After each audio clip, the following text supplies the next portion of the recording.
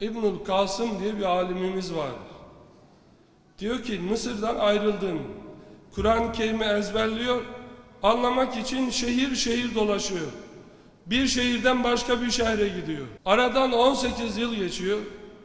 Mısır'dan ayrılırken eşi hamile, o halde bırakıyor. Ben ezberlemiş olduğum şu Kur'an-ı Hakim'i anlayacak. Bununla alakalı nerede alimi Rabbaniler varsa onları bulacak. Onların önünde diz çökecek. Eğer ömrüm yeterse, yeteri kadar ilim alınca buraya dönerim. Oğlu 17-18 yaşına gelir. Mısır'dan ayrılan hac kafilesine katılır. Mekke bütün şehirleri, beldeleri dolaşır. Babası İbnül Kasım'ı soruyor.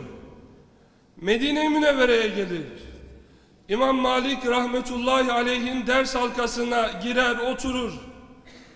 Dersten sonra oradakilere sorar. Efikum İbnül Kasım. Bu ders halkasında İbnül Kasım adında biri var mıdır? İbnül Kasım Hazretleri diyor ki beni işaret ettiler. 17 yaşlarındaki o çocuk yanıma geldi.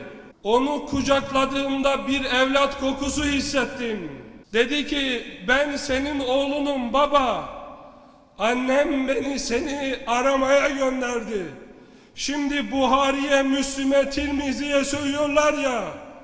Onlar bu hadisleri, evlerini, eşlerini, çocuklarını bıraktılar. Onların flash bellekleri yoktu. Onların bilgisayarları yoktu. Peygamber aleyhissalatu vesselamın bir hadisini alabilmek için aç kaldılar, şehir şehir dolaştılar. Dünya Kur'an-ı Hakim'e göre yönetilsin diye bunu yaptılar. Bu ilmi ayağa kaldırma mecburiyetimiz var.